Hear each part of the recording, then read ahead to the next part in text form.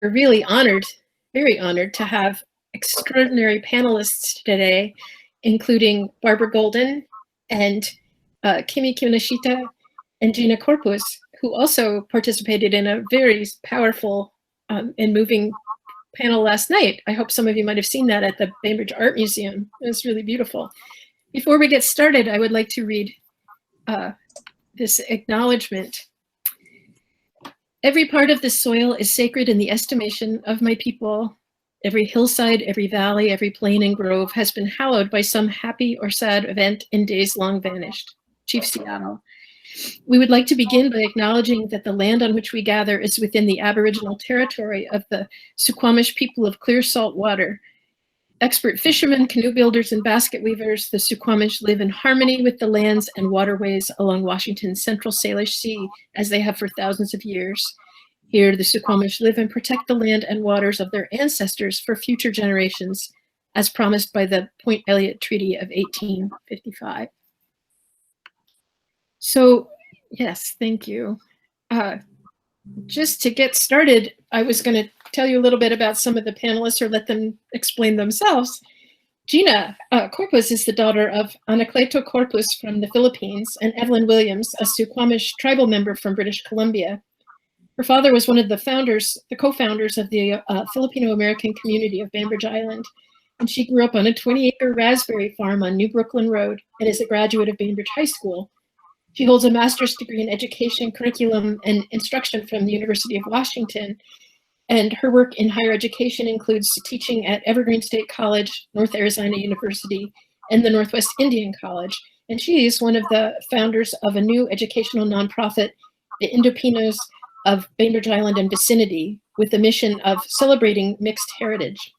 So thank you, Gina, very much for joining us. Thank you for inviting me. We are thrilled to have you. Barbara, would you like to say a little something about yourself?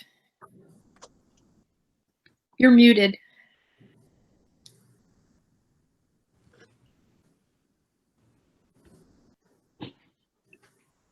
There, can you hear me now? Yes, ma'am. Yes. Okay. Okay. Well, welcome everybody. I am really glad to be part of this discussion. And I have a couple of things I will read to explain myself. I wrote this a long time ago, but it's very relevant to who I am. My education took place in a small, mostly rural Midwestern community where I was one of a handful of Black students who entered the local grade school. It was during a time when Jackie Robinson was making headlines as a member of the Brooklyn Dodgers, and the NAACP was litigating school desegregation cases before the Supreme Court. Prior to the landmark Brown decision, my local school district has succumbed to pressure from African Americans and slightly closed the one-room schoolhouse that Black children had attended. I am the granddaughter of Ishmael and Mamie Jones and their daughter, Frances. I am here today as a Black woman and descendant of peoples who were enslaved in this country. My name is Barbara Golden, and I am happy to be here to speak with you today. Thank you, Barbara. We are very happy to have you. Kimi, would you like to say a few words? Thank you. And I also would like to thank everyone for being here. My name is Kimi Kinoshita, and I am the 7th child born late in the lives of Japanese immigrant farmers. I've always felt deeply connected to the land. Growing up poor in Los Angeles, my youngest brother, 2 years older than I, were totally unsupervised while both my parents in middle age worked as gardener for the wealthy and sewist in the sweat factories in the garment district in downtown from sunup to sundown. As a teen, we moved to Gardena and I graduated from Gardena High School. I experienced culture shock when I went to Pitzer College, part of a cluster of private small colleges in Claremont, California. From there, I went north to the University of California in Davis, where I received my lifetime teaching credentials in early childhood education and elementary education. I did postgraduate work at California State University at Chico and was an instructor for many of their literacy classes for educators. I retired after 30 years in the classroom, having also worked as our district's Even Start preschool director and regional director of the California Reading and Literature Project for the 9 northern counties. It was a mission of that organization it was a partially state California Department of Education and a collaboration between them and the University of California to close the achievement gaps that were becoming more and more common in all of our school districts. I've always believed in the power and ideal of a strong public education to serve as a cornerstone for our democracy. Naively or not, I have held on to the belief that if the majority of people supported their public schools with funds and active participation, as a society, we could overcome and dismantle the barriers inherent in racial discrimination and income disparities. For better or worse, while my views continue to evolve, wherever I find myself in time and space, I hold on to the belief that it is everyone's duty to work for social justice by acting locally and thinking globally. Thank you. Oh, thank you, Kimi. I have a few questions here that Gina actually developed, and I would just like to start off with the one that says some of the, or actually this one I think came from Barbara too, some of the life experiences what are some of the life experiences that made you the strong advocates for social justice that you are today? Because you all are very strong advocates and have been for many years. Do you want to say a little bit about some of the life experiences that shaped you into the women that you are today? Well, I can go. Great. As I read in my introduction, I grew up in a very small town where, like some of the Indipinos who spoke on the panel last night, there was one way of doing things at home, but then when you went to school, it was different. I went to school in an affluent school district. It was white. There were 3 families of African-American descent, and I was one of those families. So 2 of the 3 families provided 1 child each, and 1 family provided 6 kids. So we integrated that public school. And what influenced me about that is how invisible we were. And I didn't realize it until later. And when I grew up and realized that there was so little that I knew about what it meant to be African American and what had happened in this country. I had to find out things on my own because, like a lot of immigrant parents, my parents were immigrants from the South. We grew up in the Midwest in Wisconsin, but they were part of the Great Migration. If you read the book by Isabel Wilkerson, The Warmth of Other Suns, she talks about that, where you sort of sneak out of the South if you're Black and you don't let people know where you're going. But once they got where they were going, it's like you want to forget it. You don't want to ever talk about it. So there were huge gaps, and the school district saw no reason to fill those gaps for those of us who were Black. When I graduated from the public school district, I went all the way through grade 12. There was still just a handful of us, and everybody remembered us because there were so few Black students in that school district. There were maybe 6 or so in my grade level. So anyway, when I had my own children, I had no idea how difficult it would be to educate them, to get them educated, I should say. And because they went to school in a district that had more children of color, and it was very stratified along income levels. So I learned to get out there and fight a lot. And when I was much younger, I wrote a paper about what it was like for a middle-class African-American mother to act like a white middle-class mother, because I really studied how those mothers advocated for their children. And if you were Black and advocated for your children in the same way, you were seen as like, who do you think you are? And that was a lot to learn. Like, who do you think you are? And why are you doing this? Because we don't expect to see you on at the PTO meeting. We called it PTO rather than PTA. At the meeting, we don't expect you to show up and want to go on all the field trips. So it really shaped my experience, and I started working as an advocate for other children, not just my own children. The school district gave me the title of non-attorney advocate, which meant that I acted like an attorney, but I wasn't an attorney. Because a lot of the parents didn't realize that when their children were being kicked out of school, they really needed a lawyer. And when they got there and discovered that they needed a lawyer, it was a little late. And then some of them couldn't afford a lawyer. I was free. And when I was asked by the school district lawyer, why are you doing this? I said, because I can and because I want to level the playing field. And so I could level the playing field. I was a person who didn't need the income, and I recognized how different that was. And so I started acting like a lawyer, non-attorney advocate, they called me, for kids who were being kicked out of school.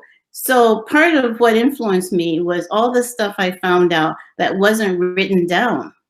So I have based my life work on Lisa Delpit, who is an author, who wrote Other People's Children. She said the people who benefit from the rules are the least likely to tell you what the rules are.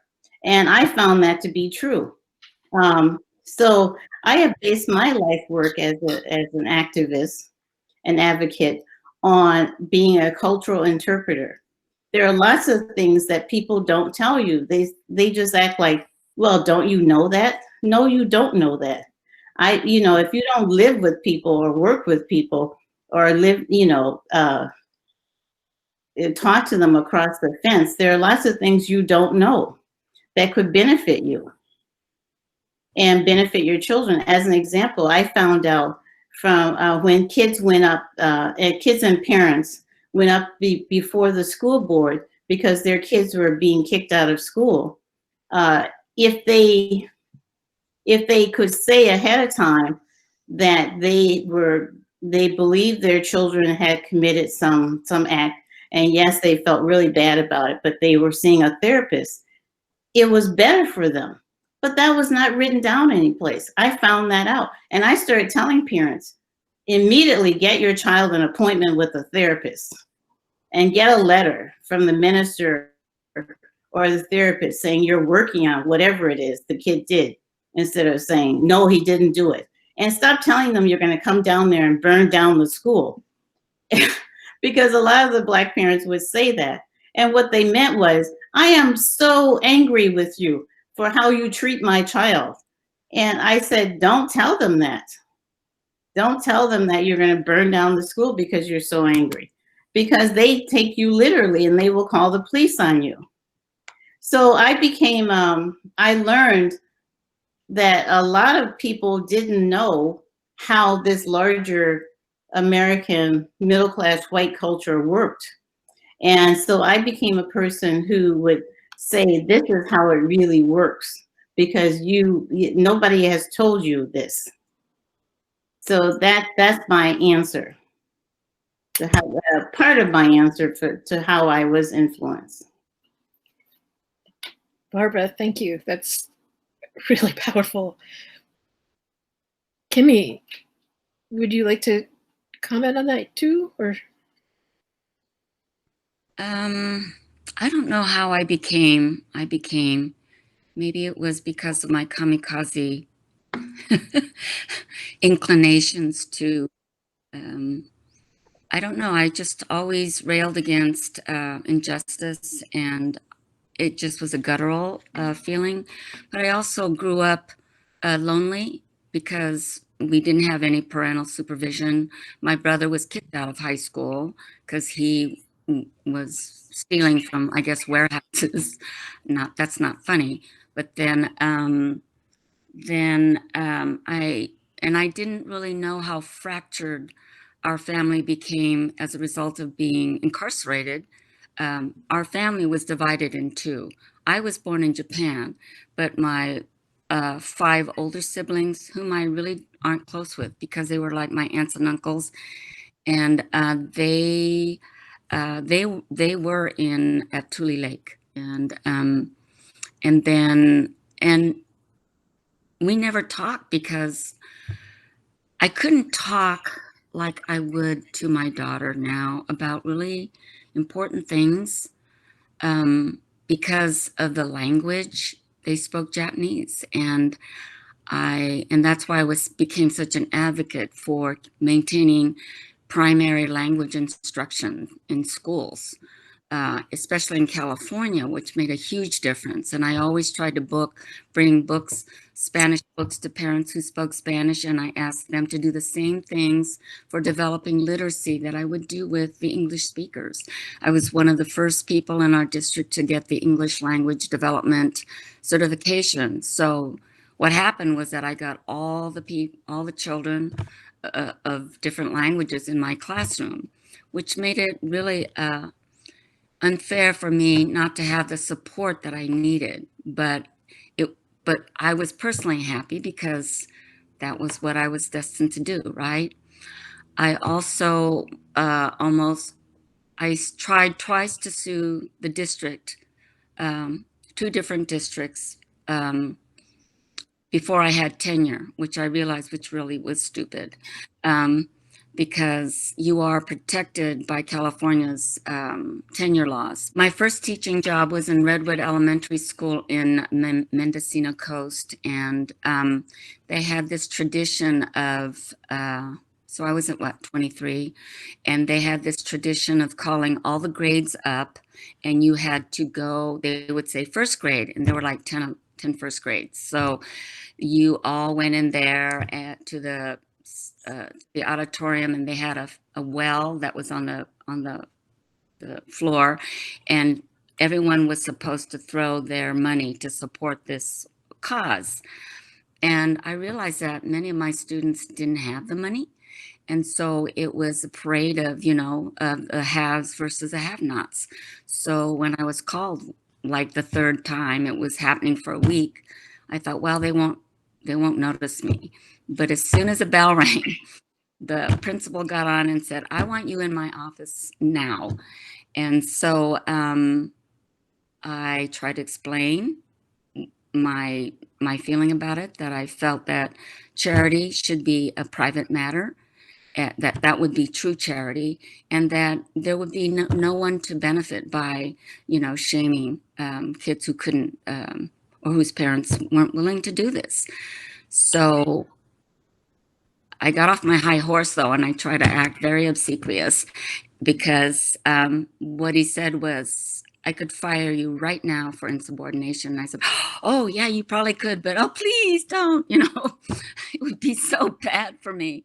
Even though my salary was on like $8,000 per annum. But anyway, so that was my first encounter where I tried to sue a district. And then the next time was when I got hired in the district I was in for quite a long time. When I first got to my assignment, there were 2 first grade classrooms. And when we lined up, I noticed a completely different demographic. And I thought, that's odd. I mean, I'm glad I have these kids, but why is there such a line of demarcation? They all had beautiful lunch boxes. They were all in these ribbons. And you know, I had the ragtag, largely male, and I used to call them, oh, I said, quit sending me girls because I'm running a boys' school. But anyway, it became, so I tried to sue them on equal, it was part of the 14th Amendment. And, but my free legal counsel that I got as a teacher said, that's not a good idea.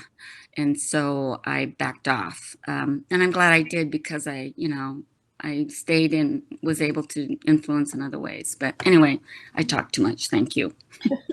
Kimi, you never talk too much. Thank you. Gina. This is a great segue from last night's panel where Colleen Almuela and Andrew Pasqua and Anna Hansen and I served on the panel to talk about the Indopino experience. And I'm glad that Barbara brought up the educational gap or the knowledge gap that happens K to 12 in public schools, because I didn't realize that I even had a knowledge gap until my junior year in high school. I had the chance, and I think we create our own life chances, because otherwise, if we don't actively make chances for ourselves, then we just become part of the status quo. But I had an opportunity to go to Garfield High School in Seattle in 1968. And that was when the Seattle School District was trying to desegregate. So they really wanted white students to transfer into Garfield and Black students to transfer into white schools. But no Black students wanted to go to white schools. And no Black students wanted to transfer to Bainbridge High School for some reason. But because there was 3 slots open for Bainbridge students to go to Garfield, I filled one of the slots along with 2 other Bainbridge High School students. And Garfield at that time was at least 90% African American, 5% Asian, and then the rest were Native American or white. But I understand what Barbara means by Black rage, because that was actually one of our textbooks, Black rage. And I learned so much from it. And I had African American teachers and Asian social studies teachers, and Kimi mentioned what were the epiphanies that sort of led us to our social justice work. Well, that was a real epiphany for me, to see students who look like me, teachers who were teachers of color, and also it was during the 60s, so it was the basically there were all the civil rights movements going on, and it was during the time of the Black Panthers. And I just jumped right in because I was so excited to be at Garfield High School, and I even wanted to be a Black Panther. And actually later on in my life, when I worked for Northern Arizona University, I had the chance to go to Cuba and meet William Brandt, who was one of the Black Panthers who led the movement in Seattle. And he wrote a book. And I sat at his dinner table and I asked him, I said, if you had to do it over again, would you do it the same way? Because he was actually the one who hijacked the TWA plane. And when he landed in Cuba, he was arrested and spent the rest of his life, most of his life, in prison. And when he finally was released, he taught English to Cubans. And he said he wouldn't have done it the same way. He wouldn't have taken the violent way that probably what he was most proud of was starting preschools. And yes, so that experience at Garfield High School was a real epiphany for me. And I had to go to back to Bainbridge High School in my senior year. I didn't want to. I did graduate, but I was not excited to be a graduate of Bainbridge High School. And throughout my higher educational career, as a student, as an instructor, as an administrator, what I learned was that in order to be inclusive in education, you really need to invite the communities that the schools serve to the curriculum planning table. And that's why there's such a gap in public education, is because curriculum is developed by not the families who they serve.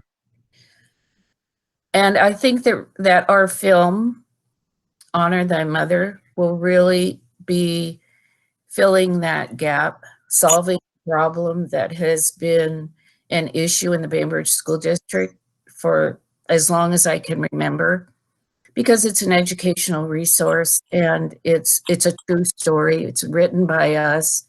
It's narrated by us. So go on to inclusive education. I taught for Evergreen State College, and they had an Indigenous Peoples program where we had satellite campuses all over Washington and Idaho. And the way the curriculum was written basically was from the earth up. The people of the land wrote their curriculum so that students who were Evergreen State College students would learn about their traditional knowledge. And a lot of Western educators and administrators would put Indigenous knowledge and traditional knowledge and cultural knowledge as less than Western knowledge. But if you think about it, traditional knowledge is equal to Western knowledge. And from the perspective of an Indigenous person and our worldview, there is no new world. We are still part of the old world. And the history books and the social study books are written as if North America exploring the new world, learn about the new world. We're still part of the old world.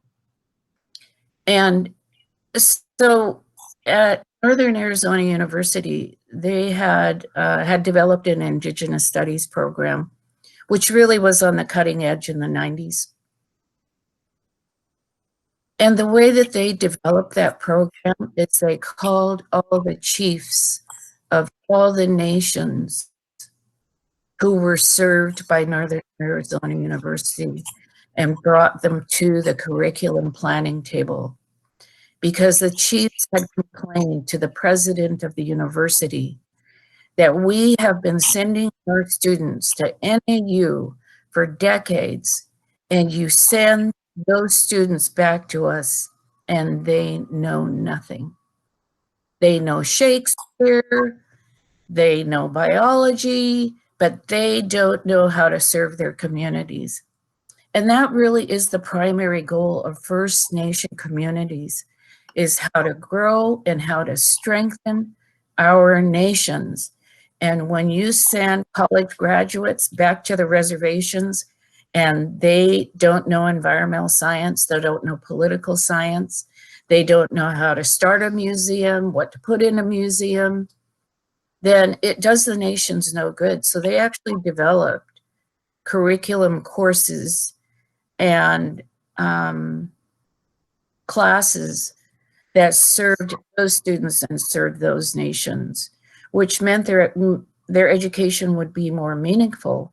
And that actually is a really good example of educational inclusion and how to serve communities so that everybody benefits, not just the reservations, but also the surrounding communities. I'll stop there. Well, great.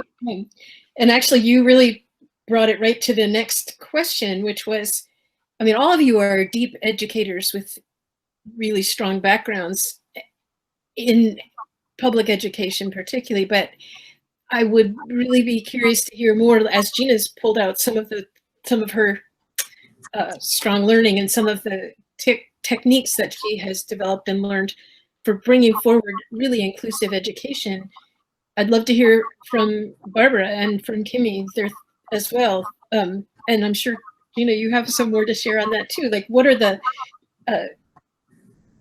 how did those experiences shape your understanding of how to make social justice education really effective, really fit a community, and not just more paper or more chat? Because so often I feel like you're right. They're theoretical and they're not tied to reality.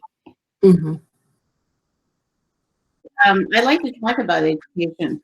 I taught high school, and it was a diverse group of high school students. And, you know, I taught in the summers because I did other things during the school year.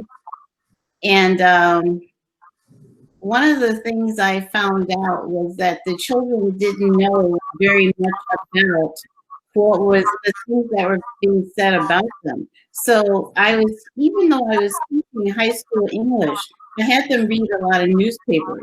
And one of the things I read was an editorial by a guy who he did a small newspaper, and he was talking about the importance of having his children in special classes at this high school for kids who were college bound. He didn't think they should be with the other kids who were not serious about their education. So I had them read that article, and of course they everybody in the class said they had never heard of this, and they were highly offended. So I said, let's invite him in and tell him what you think. But we practiced a long time before he came. He agreed to come, and we practiced, and I had them divide up, and I said the goal is to say what you have to say to him without threatening him or insulting him. And so they had to practice how to do that. Don't threaten him and don't insult him, but tell him how you feel. And so he came, and they had practice, and they were telling him how they took their education seriously, and they felt that nobody else had. They liked the way I talked to them because I talked to them as if they were young adults. And they were able to tell him how they felt about his desire to elevate his kids to some special status that they could never reach because they were mostly low-income kids, white kids and Black kids and Asian kids, mostly Hmong kids in the classroom. And so he listened to them, and I thought it really went well because he listened, and he did change his mind a little bit.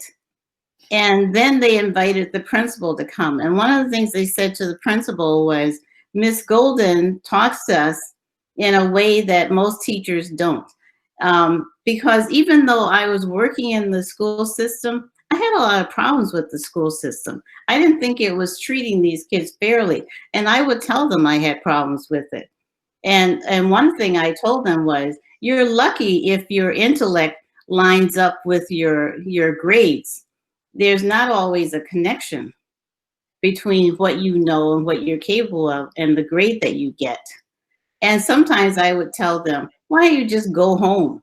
Because they would stay at school and get in trouble. And the teachers would not give them permission to leave, even though everybody could see where this was leading. Kid would come to school very angry. I found out that some kids were living on their own. And of course, nobody wanted to recognize that. One kid who I told, why don't you just go home? He didn't go home. He just followed me around for the rest of the day because he said his whole family had moved and he was in high school and they left him there. He stayed there and he was living on his own, which if you tell somebody that, all kinds of things might start to happen to you. But, you know, like they call social services or they call the police or whatever. And he didn't want any of that to happen, but he told me. And I talked to him in a way that he knew I wasn't going to call the police on him. I just talked to him about what it meant to be living on his own. And I remember one time being in a seminar with some adults who worked for the school system, and they were mostly social workers. And one of the questions they asked the leader, who was a high school principal, how come these kids don't tell us more of what's going on with them so we could help them? And my answer was, they don't tell you anything because they don't trust you. Because as soon as they tell you something, you're going to call the police or you're going to call social services, and they might end up being taken out of the home. Like with my own kids, I told my own kids, if you don't eat breakfast and you go to school and they ask who didn't have breakfast, don't say you didn't have breakfast. Because if you didn't have breakfast, it's, you know, it's not because we don't have food, you just chose not to eat.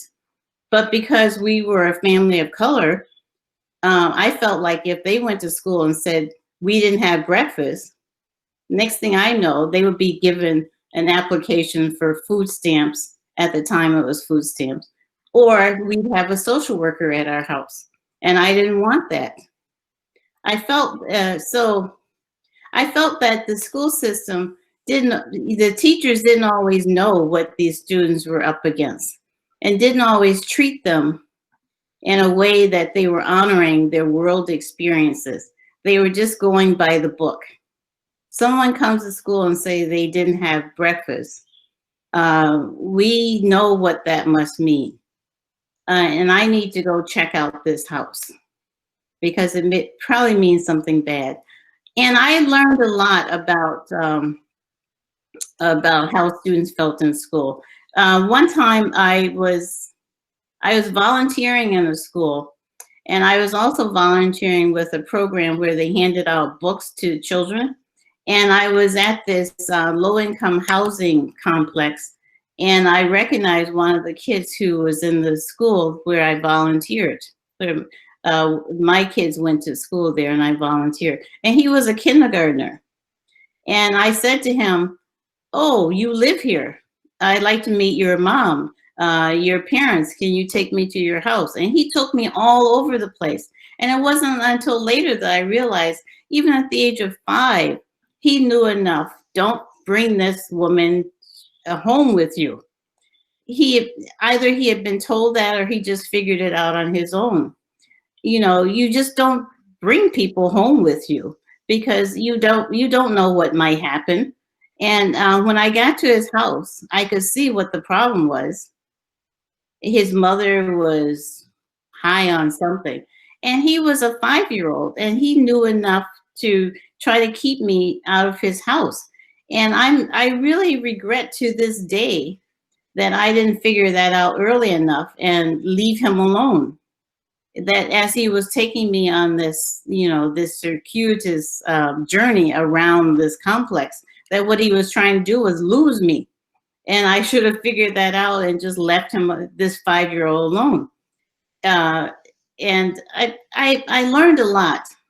And one of the things I learned as a teacher, I was teaching school in the summertime to a diverse group of students, and mostly low income. And the reason why they were in summer school is because they had flunked English in the school year. So that tells you something about what was happening with them. And I told them right off, you're not going to flunk this. There's no point in coming and flunking again. But they would ask to go to the bathroom, and then I would say half an hour later, what happened to so-and-so? Well, you know, he went to work or blah, blah, or whatever. So I started treating them like they were in kindergarten, and they loved it. We would have bathroom breaks. Everybody would go to the bathroom at the same time. We would stop at the boys' bathroom, and we would wait there until they all came out. Then we would go to the girls' bathroom, wait there until they all came out. And then I found out that some of the kids were going over to a gas station and buying snacks. So we would all take a trip to the gas station and buy snacks. I figured they're doing these things anyway, but I didn't lose anybody because we all came back together and they loved it. They were being taken care of, even though some of them were much bigger than I was, and they looked like grown-ups. A lot of them looked like grown-ups. They were just kids, and they wanted to be taken care of, and that's what I did. And I say that's one thing that the public schools miss sometimes. They're just kids, and they want to be taken care of. So if they need to eat, have some food for them. If they need to go to the bathroom, recognize that some of them might not come back, and you need to figure that out. Instead of punishing them, be proactive so you don't have to punish them. That's it for me. Thank you, Barbara. This is so rich. Kimi, would you like to add to this? I just want to kind of look at my life in retrospect now that I'm really old. And I still believe in the power of education. And when I reflect back on the fact that I was fortunate enough to go to Gardena High School, which was very close to Watts and, you know, Compton. And we had an ideal situation. The community was made of, we were all pretty much blue collar, but we represented Filipino. Our boys' vice president was Terry Tabaldo. Our president was George Lee, African American, who went on to Claremont Men's College, which has now been changed. Then we had a Japanese girls vice president. I had a Japanese math teacher. We had a shop teacher that was Filipino. We had the whole range of student body. And because I was in an environment, I felt like everyone in the community cared about its well-being. And I think that's what's missing about being on Bainbridge, is that this is not reflective of a larger community. And that's kind of the feeling I felt when I went into that culture shock of going to Pitzer College. It also made me realize that all school systems are not the same. And Barbara, I couldn't agree with you more when you say a teacher who can't teach from the heart is not going to teach anything, because first and fundamentally, you have to connect what you know, and you have to have a passion about your subjects, and you have to know the students. And you only know the students if you're teaching in the primary grades by talking to the parents and respecting what they have to say about what they know and value about what they in their children, because they're giving them to you for the lion's share of time. So having said that, I also realized that you have to look for the helpers. Chas always says that, look for the helpers in your community. And luckily at Gardena High School, we had dedicated counselors, which they've taken out of the schools, which means only to have kids who have parents who know the English language, which my parents didn't. I needed help filling out the scholarship forms. Luckily, my older sister did, and she could fill out those forms that are really convoluted. And that's why Gary, my husband, when he volunteers working with the Spanish-speaking students in North Kitsap, he's trying to set up opportunities for for people who can speak English and Spanish to help fill out those scholarship forms, because a lot of them go unfilled because they don't know how the system works. And Gary always says, well, I have a master's degree in science. Anyway, that's another joke. But and that's why I'm going back further and further. And we also know from education that kindergarten matters more than any other grade. That's why the Japanese figured this out and send all their students, their best students, when they are in college to Harvard and Stanford, where America chooses to put the bulk of their resources at that end. Their country puts their money into primary education. And in order to teach at kindergarten level, you need a master's degree, and you are set up by your peers to constantly reflect on your teaching and why you are not or you are effective. And we've got it reversed here. Our preschool teachers should be the best. They should have master's degrees. In France, they do. So rich American parents send their preschool children to France because it's free, and they're all run by graduate people with higher degrees. So then I realized that in order to really fundamentally change our prospects for everybody doing well, then we'd have to invest hugely into preschool education, and then early elementary school.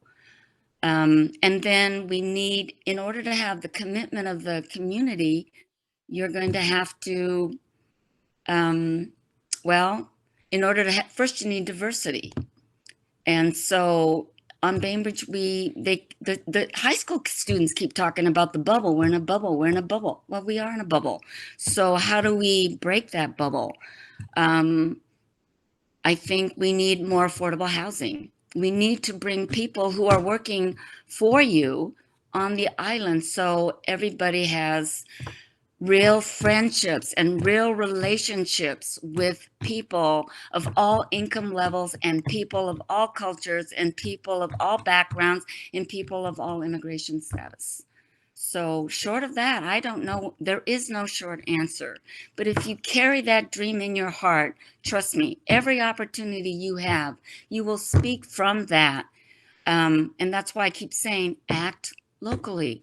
When you're in a conversation with two people, inform them, inform yourself, open your heart, open your soul. It's like Amanda Gorman said, be brave enough, not only to see, but to be.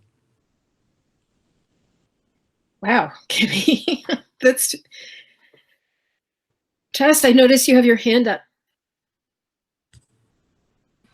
I'm slow. How's my audio? Thumbs up? Can you hear me? Yes. First of all, mad respect to my elders and Untold Stories last night. It was incredible. Anna Hansen and Gina, and I'm going to forget other people, but I'm always amazed at the stories and how it expands my narrative. Even though I've heard, for 6 years stories, I was just blown away. So thank you for your offering. And I hope that was recorded for students, as well as looking forward to documenting and hearing more about what's going on with that.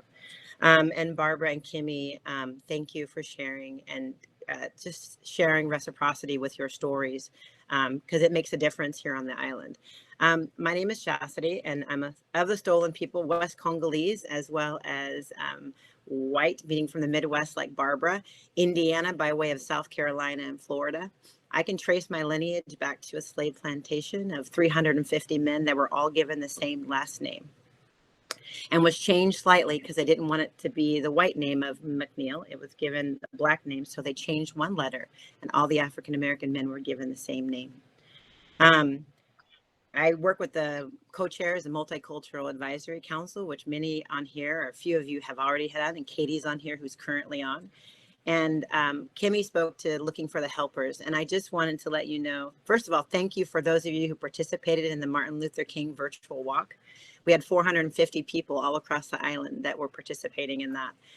What does that mean? It's visibility. It means that although during this political time, we decided to normalize social justice in a way that made it accessible and many entry points for elderly and elementary and people that are new to our community, that don't know the stories of internment, that don't know the stories of the Indepino families, that don't know the stories of how multiple different types of people made it to the island.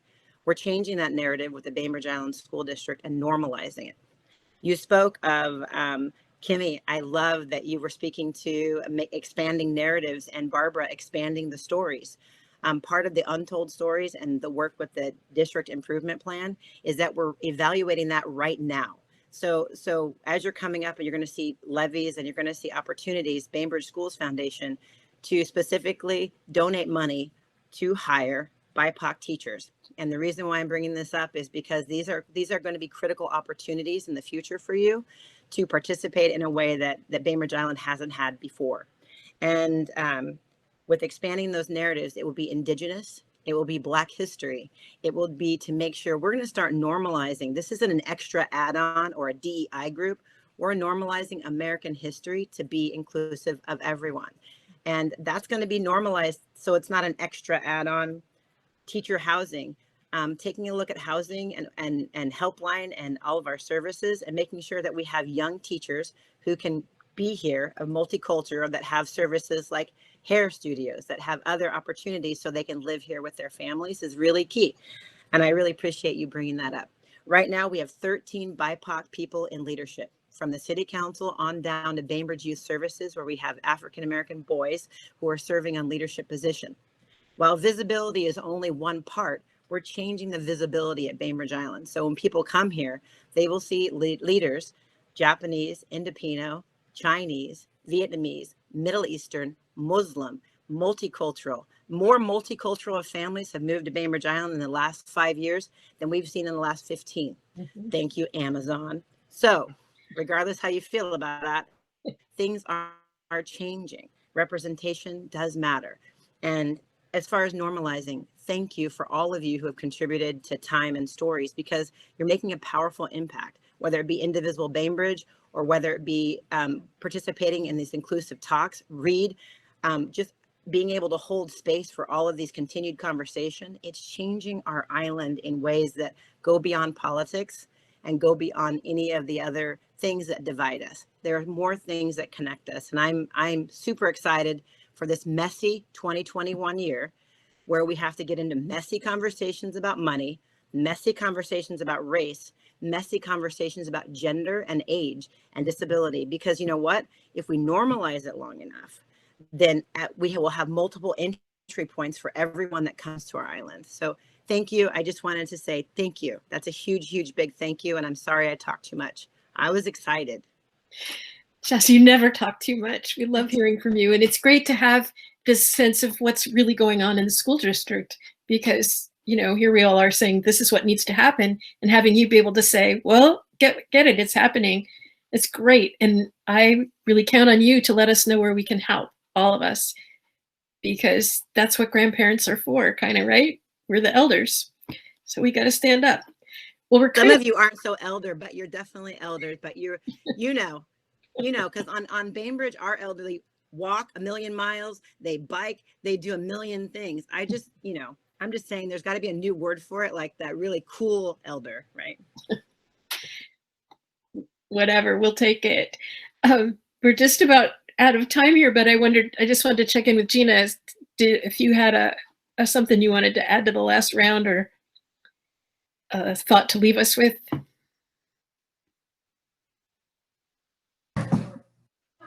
Gina, you're muted again. I turned you off.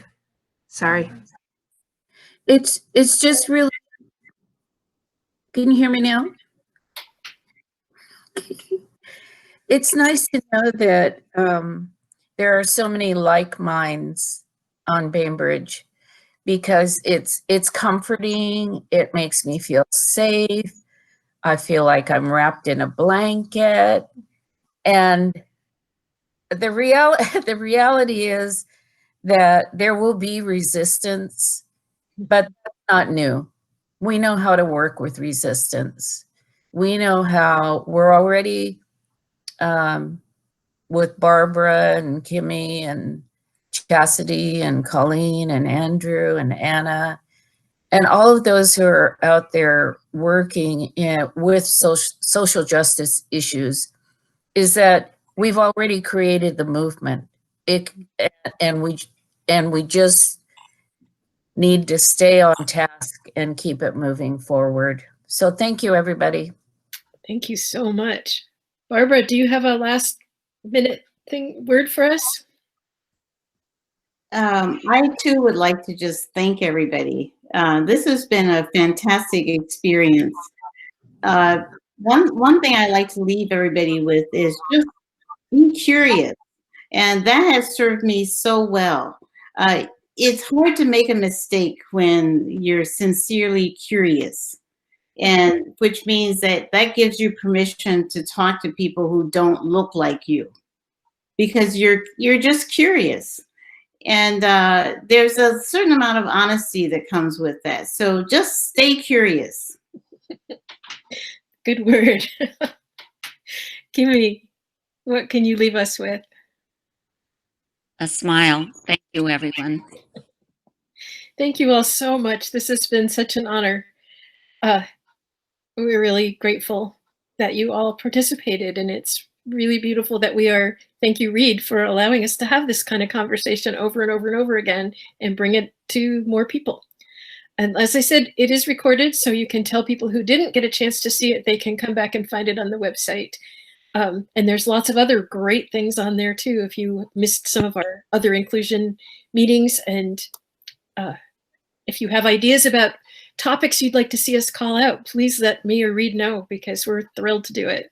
So thank you, everybody. Thank you, Anne. Great morning.